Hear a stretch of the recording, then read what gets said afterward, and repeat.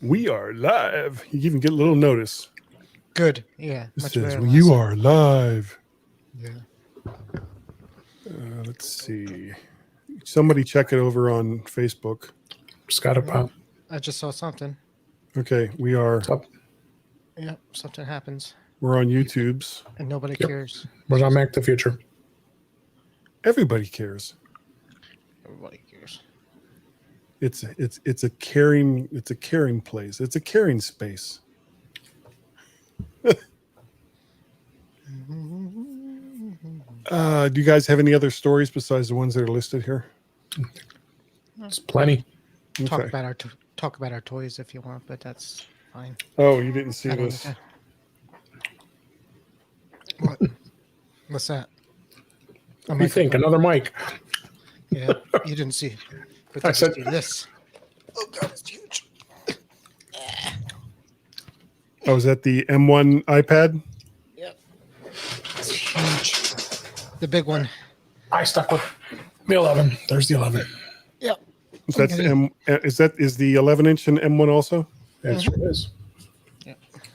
I'm still on my 2018. I'm going to stick with that for a while. I'm gonna get that logic kit. Oh, we have a comment. Case. Who's commenting? Oh, Adam says he cares. Yeah, I care. Hey, that's a new pop-up. Yeah, it looks better. I like that better. I don't see the pop-ups. Oh, okay.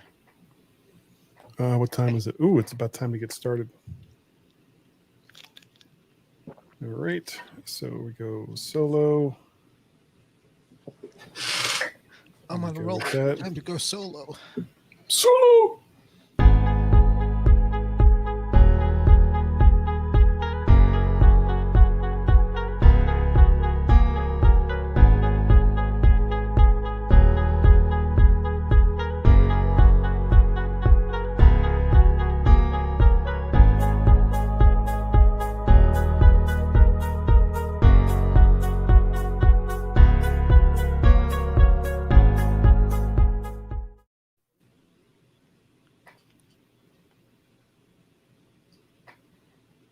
Tonight on the Mac to the Future Livecast Go. I mean, sure, we want reviews and positive reviews even more, but to force users to leave one before you can even use the app? Cheap deals for M1 Mac Minis are out there. Maybe a new model coming. WWDC is scheduled to start June 7th. Besides new looks in your favorite operating systems, what else might Apple be announcing as I read this very oddly? There are reports that there is an unfixable flaw in the M1 processor, but that it doesn't really matter to anyone except alarmist tech blogs. All of that tonight and more on the Mac to the Future Livecast. Go.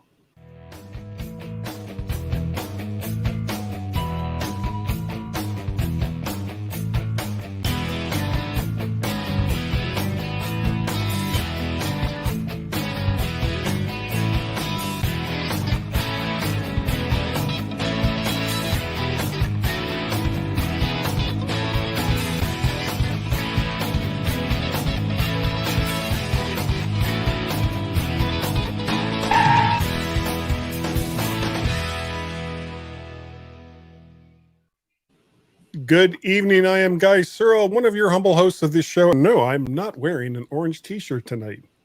What's wrong with me? There's got to be something seriously wrong with me. And to comment on just how wrong there is of me is Mr. David Ginsburg. Wow. Holy crap. I did wear a bright shirt, so I think we're good. I made up for it. Yeah. Okay. So there'll be something that you can cover your eyes with as you go blind. Yeah. How are you doing tonight, Dave? Doing well. Got my new iPad Pro 11-inch. Exciting. And might not be talking about tonight, but we'll be talking a lot about it tomorrow on the In Touch with iOS. So isn't that at 8 o'clock Eastern Standard Time right here on Facebook? Well, and YouTube, and then we share it on Facebook. Yes. It's like I'm psychic or something. Speaking of psychic, and I don't even know why I said that, we also have Mr. Warren Sklar. Yay! Hello there, Warren. Are you psychic? Hey, no, I'm psychotic. Okay. What am I not What? thinking about right now? No, your microphones. That's what I already said he has a disease. By the way, was it just me or did I not hear the music during your little intro? When you Were played you the talking about? Back to the Future. I heard when it. you played the. Did you? I didn't hear Yeah. it. Yeah, I heard the theme song. As far as I know, it was there. I heard it. Okay. No, it's nothing for me. And I thought it was me, but then you came on the air and it came up, so I heard it. So I don't know. Well, that's It's odd. all good. That is Okay. odd. Well, we got some stuff to talk about tonight. Some stuff. I found. I don't even remember where I found this story, but I thought it was kind of weird. App developer and anti-scam advocate. As if are there people that are actually like advocating for scams that will admit to it? I don't know. And I don't even know if I'm going to get his name right. Costa Aleph Hero, I think. Close enough. Close enough. Spotted an app called UPnP Extreme that not only would not let itself be used without leaving a review, but the real hubris was it had to be a positive review between 3 and 5 stars. The app, which is supposed to let users stream video to their TV sets, has since been removed, big surprise, from the App Store. The developer apparently used an easy bypass to get around Apple's rule that you can't force users to review an app. And on that note, I'd like to say that you won't be able to watch this show unless you first do a positive app review over on YouTube. Yeah. Mm-hmm. Yep. So any comments? There was music. Um, Okay, so they all heard it. It was you, Warren. I'm deaf. Okay. right. No, they'll fix it. I don't. Dave, go ahead. No. You guys are killing me tonight. Yeah, they will fix it. I mean, it's you can't buy reviews. So let's face it. And we're not. And then unfortunately, you see that on Amazon all the time, where people are leaving bad reviews, and you have to wonder if you even trust them. But something like this, Amazon cares. Yeah, and Amazon probably doesn't care. But something like this, I think, is a little crazy, and you can't force anybody to do a review. If anything, you can force people to give bad reviews, and then you probably don't want those. So glad they caught it. That's probably why they made it so it had to be between. Because as I looked at the graphic for this, basically you start the app, and this is an iOS app, and when it comes up, it says, "Hey, leave a review." Nothing like you can't use this until you leave a review.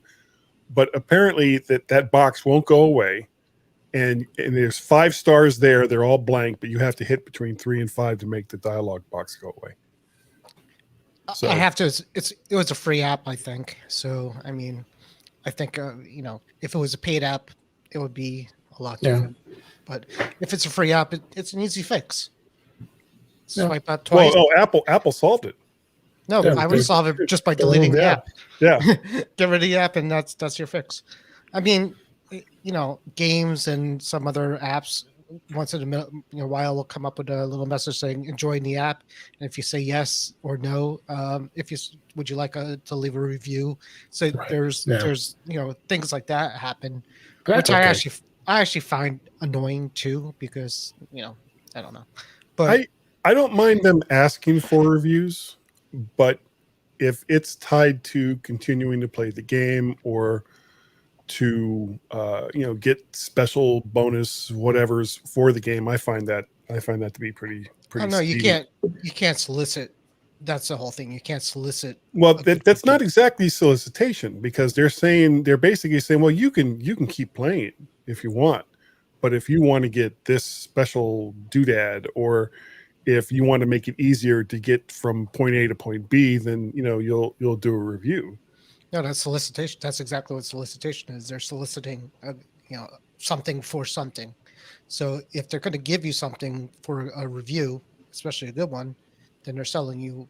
They want to sell you the review. Well, that puts the MyMac Woodies in a whole new light.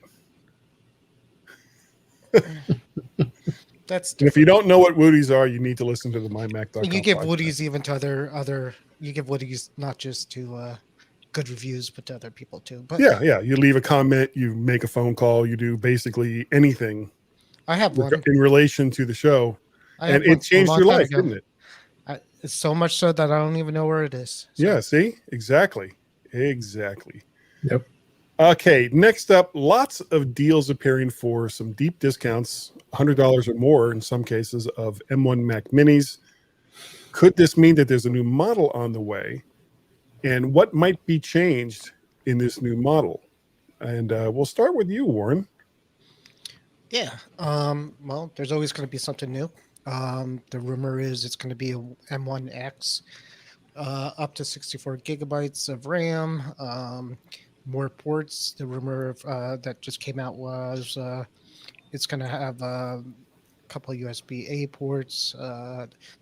Another rumor says it's going to have the same MagSafe charger system that the iMac just got, and which people are kind of saying like, why do you need a MagSafe adapter on a desktop? Which I Desktop, yeah. but I mean, you never know. Somebody could pull a plug out. What else did they say? He said it's going to have like some kind of like glassy top to it. It's going to be thinner. Yeah, Maybe colors too. Yeah, he said it could be colored. Yeah. What do you think? This is Prosser saying that. So I mean, John Prosser. Yeah. So what's his what's his track record like? He's pretty good. Okay. Well, what do you think, Dave? Well, they also think another thing he says this is expected to replace the higher end space gray Intel Mac Mini. I thought that was already replaced, but apparently not. But Yeah. it's so they're saying on the M1 Mac Mini now will stick around as the entry level machine, which is great. And I'm excited. For.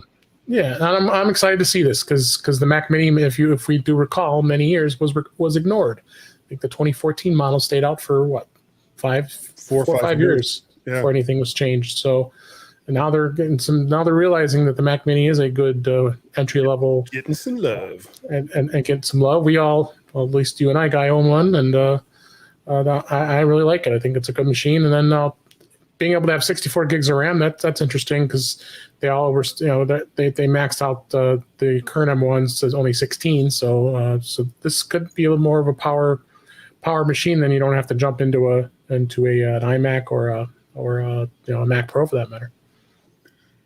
If they make a significant change, I mean, I just got this M1 Mac Mini. Yeah, so did I. But if they come out with a machine that's got some more Thunderbolt 4 ports and just generally some more useful ports in general, I wonder if they'll even do what they did with the iMac power supply, where they included an Ethernet port with it. Frankly, I would like to see that with, as long as they can do it without our interference. But they might not do that because according to these rumored pictures here, there's already an Ethernet port built into the Mac Mini, so they probably won't do that. They had to do it on the iMac on the power brick because I think because nowhere to put it. Too thin. Yeah, so on a Mac Mini, there's That's enough true. room. However, there's stuff in there. Here's a crazy idea. Don't make the iMac so thin. Well, that's what Apple likes to do. Make things thin. Yeah. I think it's beautiful. I mean, according to this picture, looks pretty cool. Well, no, he said the iMac. The iMac. Oh yeah, I think that is cool. Well, it's a good looking computer, but it doesn't need to be thin. It just doesn't. I said it last year, I think, and I don't know who I said it to, but I said the new design of the iMac is going to look like an iPad on a stand. And I remember saying that, and that's exactly what it was. And yeah, that's not far from it. Yeah, so it's but with different colors. Yeah, I saw it in person over the weekend. I went to a store and saw it. Yeah, so did I. And it was they're great looking. I mean, I would if I didn't already have 4 M1s, I would get that one. 400 mics.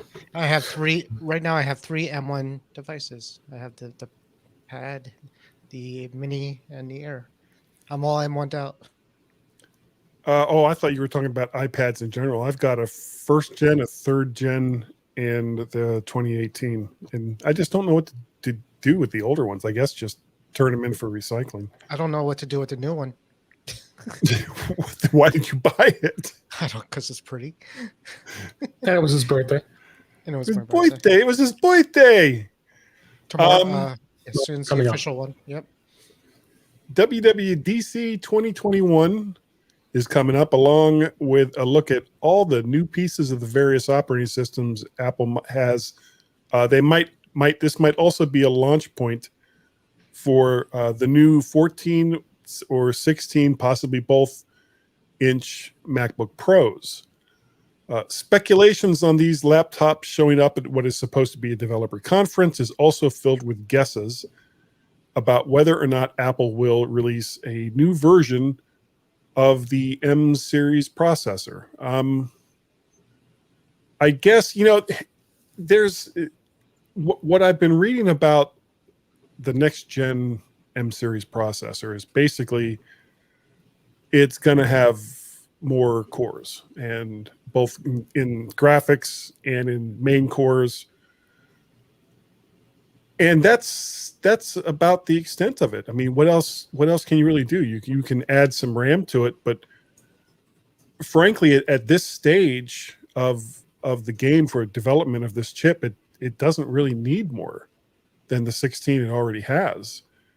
Has anyone out there anywhere run into a problem with an M1 Mac of any type that was restricted by RAM? I haven't read anything about a problem. Developers code to the current market of performance. So the hope is now that we have a faster computers and faster iPads, that people will take advantage of that going forward. And I'm like surprised that developers aren't going crazy right now, coming up with great apps and games for the M1 iPad at this point, because I think could probably beast anything at this point. So, but Well, same do with you the think M1. do you think the issue could be nobody's really sure what to do? Because I mean, this thing doesn't have none of the M series Macs has a name brand GPU in it. It's graphics cores that are built into the processor. So it's not like they can sit there and say, well, let's use the ATI series of plugins in order to make graphics better, or NVIDIA, or whoever else is out there. It's just the M1 graphics cores. So they're Is there a using developer metal. Is there a developer out there right now that's saying I would have done this, but I couldn't because it didn't have X amount of power or X amount of processor or whatever, or graphics? And if so, then hopefully they start doing things just like 5G when we talked about that. Mhm. We didn't know why we wanted it, but we're hoping that there becomes It was faster. a use. Well, it's faster, but we're hoping there becomes a use that we don't know about yet. And that's the same with these new M1 machines and the M1X. Hopefully, there'll be something out there in the future that's going to take full advantage of the power of it. As of right now, for the things I do, I don't even come close to needing. Yeah, me either. I don't think anybody is just yet. I really. Adam is saying for graphics, memory bandwidth is more of a concern than capacity. So I guess and correct me if I'm wrong, Adam, that's basically saying that being able to push the pixels is more of a concern than capacity. I mean, it's going to come down to speed, right? If people are using this for pro users, or editing Hollywood type movies on these things, then the faster the better. I mean, even if it doesn't do anything different than turn 10 seconds into 5 seconds, that's going to be an advantage of all this stuff. But for most of us right now, it's so much more powerful than than the Intels, that it was a big jump from Intel to here. Going forward, I don't think it's going to be as big as jumps. It's going to be smaller jumps going forward with the new M chips. Do you think that people might be a little jaded now that they've had the M1s for a while? They're kind of like, oh, sure, this is great, but what's coming up next? No, not for a while. Not until there's complaints about the current M1, and there hasn't been any. And that's why Apple put the M1 in the iPad, because it's got such a good reputation at this point that they could have called it something else, like at what was the last one, A14. A14, Yeah, which there's a new, from what I've been reading, there is a new A series processor coming out for the iPhones, that the iPhones won't be getting an M series chip. I would be surprised if the iPhones did not come with an M1 or M series chip.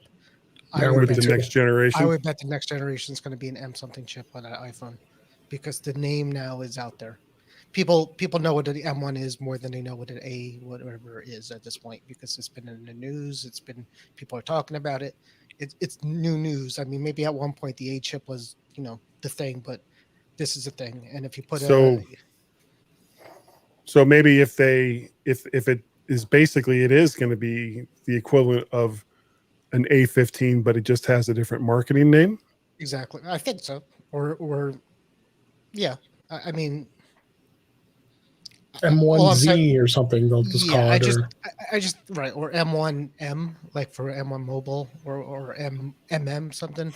I mean, we were saying that they'll never put an M1 chip in an iPhone because the A is their mobile chip. Same with the the iPad, but they put it in the iPad, and that's a mobile device. So they're putting the M chips in the mobile devices now. So there's no reason why they wouldn't put it in a phone.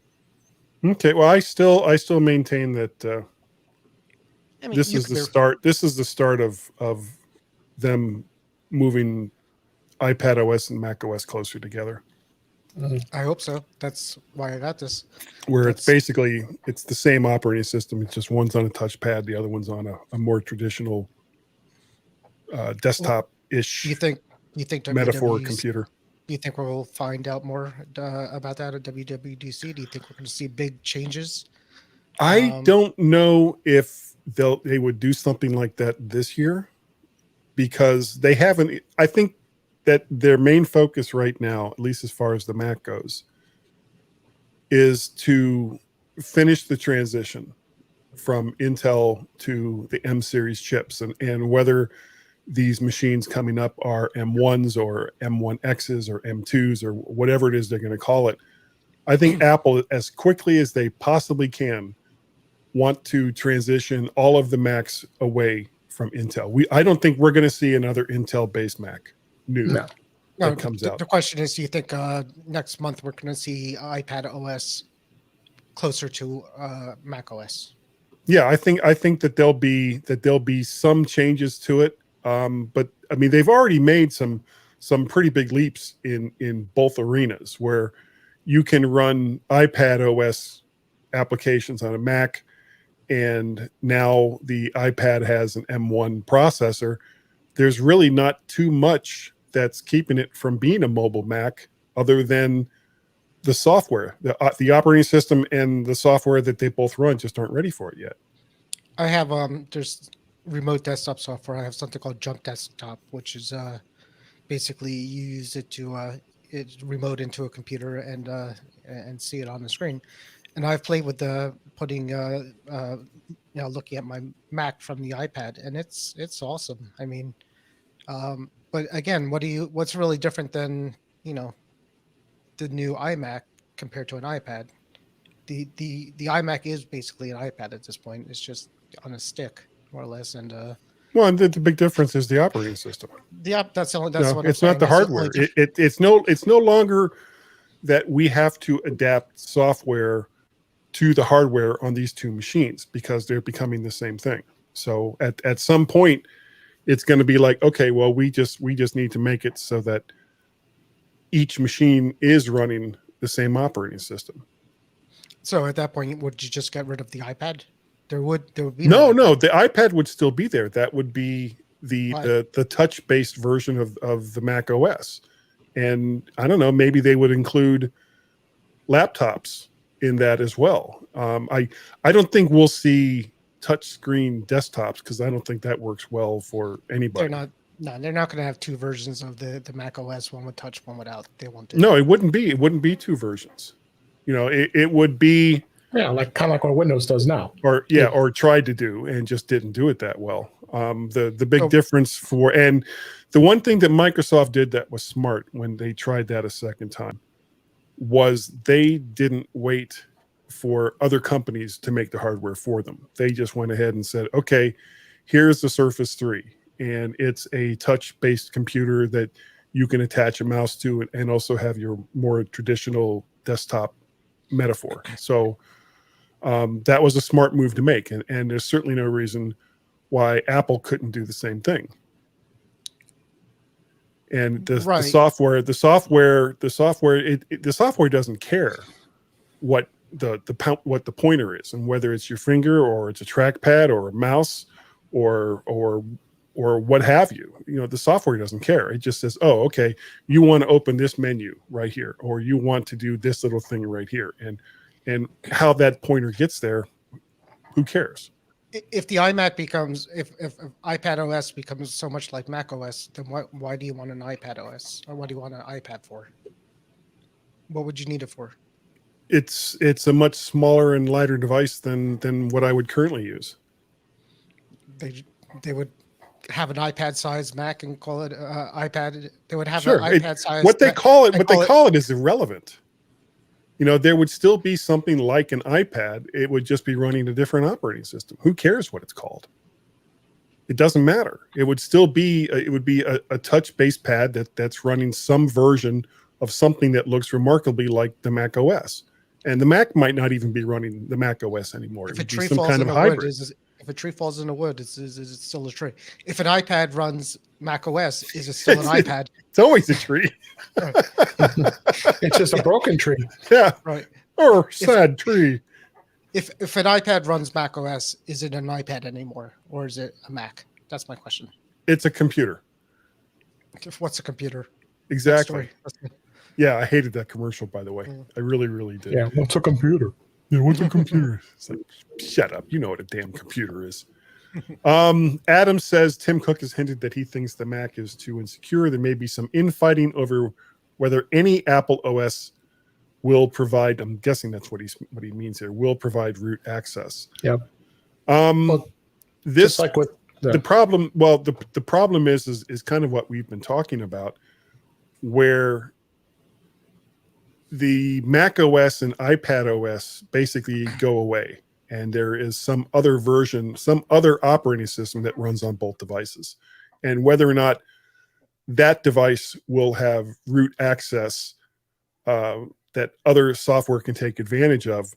And frankly, I'm not sure how Apple could completely get away with that. I mean, we're already seeing a lot of cracks in the armor for things like carbon copy cloner and audio hijack and loopback, and so many of these applications that don't necessarily just work as a standalone application like what you see with most iPads, but has their roots into other applications and other pieces of the hardware in order to do the magic that it is that they need to do. And if Apple wants to restrict it to the point where there's no root access, then they're going to need to kind of really, really step up, at least as far as their own software, or coming up with super developers that, have the way to still have access to all of this stuff, but in a safe and secure way. A super developer would need a pro machine. Pro cubed. Pro cube. Yeah. All right. Next story. Let's go through some of these. There will be one more Mac Pro refresh with Intel. I don't believe it. I don't think that there will be. I agree with that because of the Xeon processor and the cores. Yeah. I don't think that they will. I don't think Pro, we'll see. will. We'll see what they say. Next question is power connection. Will Warren have one of the new 14 or 16? I don't think there's any question about that. Do our SOC. We are the Apple. Guy reads the comments and just stops listening to his own show. I just because I appreciate when people comment. Otherwise, big screen iMacs our next 4 M1X per performance chipset. Yeah, I think so. NSE events disagree. Well, I can't help that. Apple doesn't like that audio hijack works for you. Well, I know what I have to say about that. No, I don't care. But we're going to move on to the next story. Good. Conference call company Zoom, there's a triple C for you, will work with Apple's new center stage technology meant to keep speakers and other participants always on screen and centered. It apparently won't be a global setting within Zoom, but will need to be activated once the call is started. Now, this kind of fits right into what we were just talking about, where a developer is going to use advanced Apple tools that maybe Apple is okay with, or maybe Apple provided, or maybe not. I mean, if Zoom can do it, why can't Skype? I'm sure they also do it. I'm sure just Because Microsoft doesn't want to do it. They want to have their own tools, I guess, maybe. Teams. I'm sure Apple must have had an API for developers to allow this to happen. Otherwise, this wouldn't be happening. So, or they gave access to Zoom for more ingrained functions than they gave to other companies. So far, I'm sure it just came out. Yeah. What about StreamYard? No, I'm not aware of them doing anything like that for StreamYard. Well, the difference between StreamYard and Melon and so many of these other services, is that people are using to do things like this with screencasting, is that these are almost all web-based. The ones that work on a consistent basis, and I don't want to talk about other companies that have had issues along these lines. The reason why most of these work as compared to those other solutions is that these are web-based. So all of the processing and everything else is being taken care of for you at the server end, not on your computer end. So they're coding. The fans on my MacBook Pro 16-inch disagrees with that statement. Okay, well that's an Intel based. On my 15-inch 2019 MacBook Pro, it's the same. I hear it. And it's not just StreamYard or whatever you're using before. Have you tried it with an M series Mac? Oh, I know it's coming. Right now, it's fine. Yeah, I don't have an Intel anymore. But it's very processor intensive, and it's not just StreamYard or whatever you're using before. Zoom, Skype, there's memes out there about how much processor power that my computer my Intel's never had the fan running, only video conferencing. So for some reason, video conferencing is crazy. Dave, have you used the center stage thing? Have you tried it? I haven't tried it yet. Yeah, we should be a topic, a demo. We try it tomorrow. Then we should definitely try it out. Well, we won't be doing it tonight. No. Well, we might be. Why don't you read more of the comments, and Dave and I will practice it. Yeah. I'd rather spend more time using this. What mic is that? This is the AKG D5. Oh my god! It's a dynamic handheld dynamic microphone. I really want you to get every single mic you have in your possession, put it in a pile, and I want to see a picture, just so we know what you have. I need a bigger desk. Yeah. I've got a lot. I don't even know where you store them. There's a couple boxes in one of my closets up here. Most of the microphones that I have are dynamic microphones. I do have a couple of condensers. As a matter of fact, this is a condenser. You're on a dynamic. You're on a condenser. Yeah, this is the Rode M2, which is a condenser microphone. This is the microphone I'll be using next week, which is the Behringer SB78A. And you have one of these. This mic came in the mail. This mic came in the mail, and I'm using this one. Thanks to a friend. It's a friend, along with this big mixer.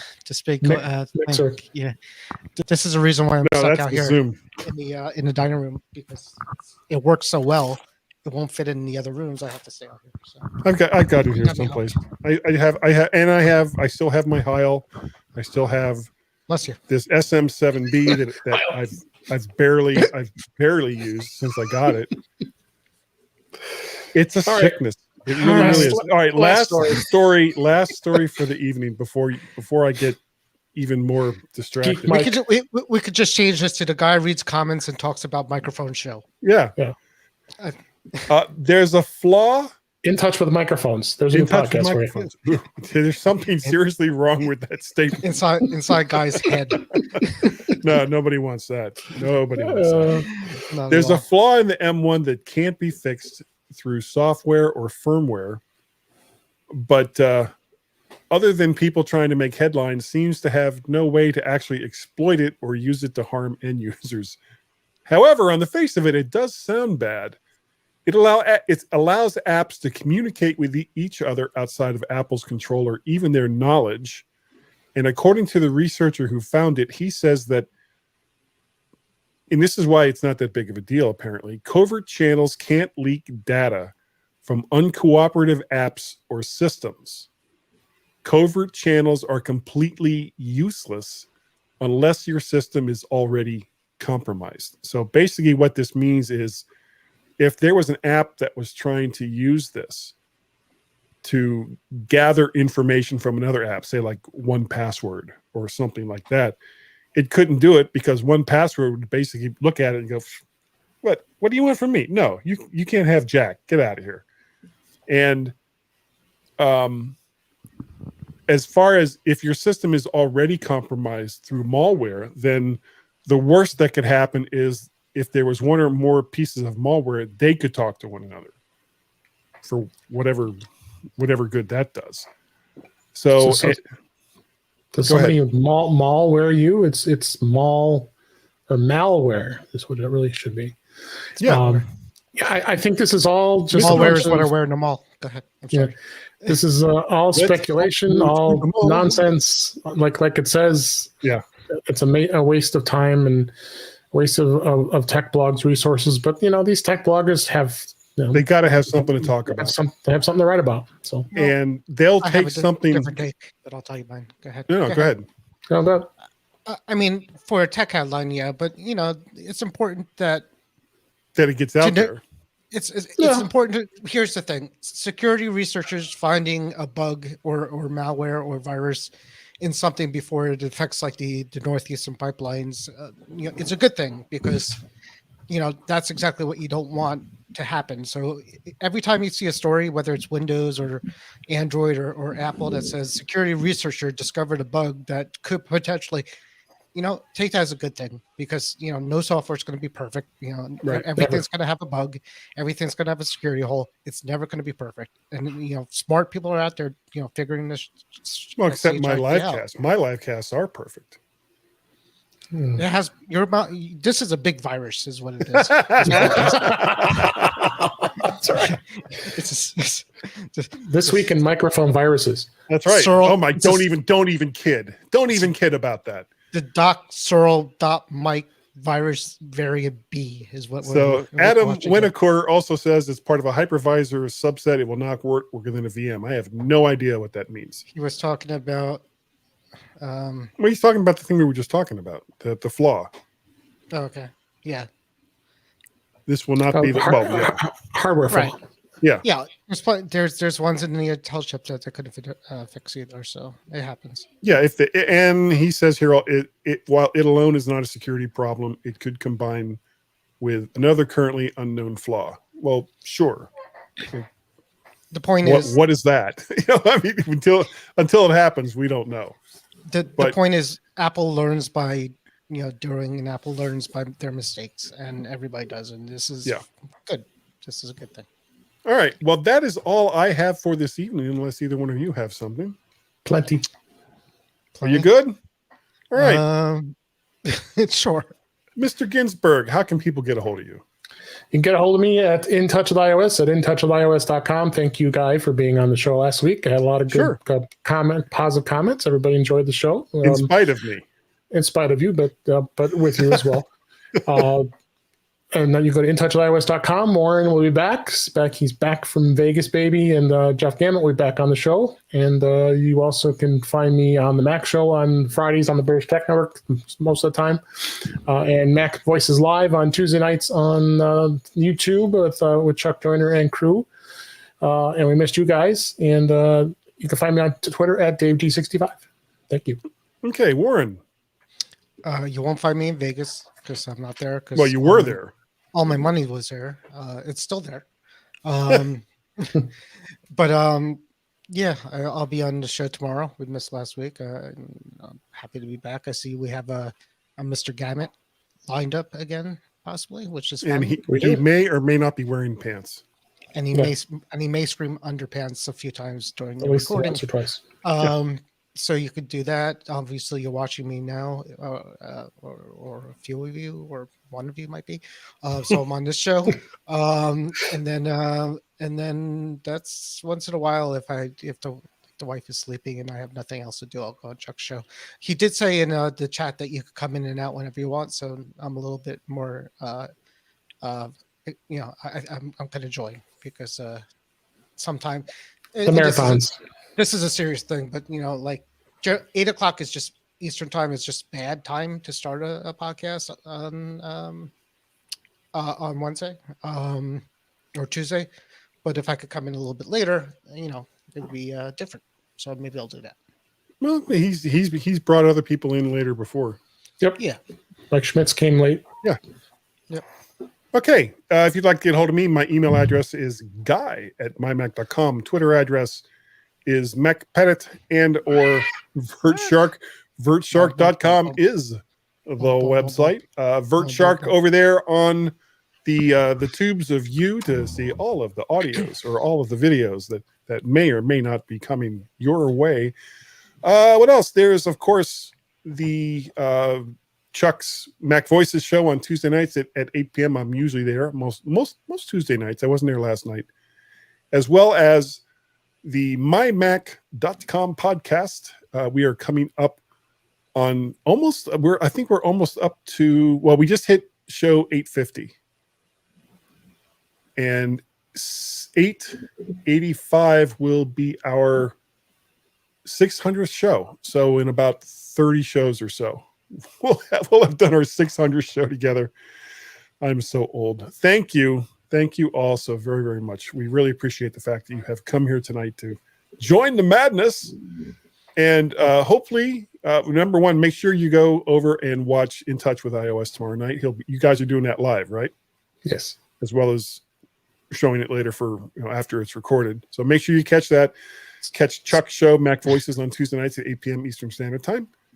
And of course, us, 8 p.m. on Wednesday nights, right here on the Mac to the Future live group on YouTube over in VertShark, and of course, my own personal Facebook page. And that is going to do it. We are going to see everyone, I guess, the next time that we do this. And that's going to do it. I said for at least the fourth time. Goodbye. Yeah, so we're going to go. Good night, everybody. We'll do. See you.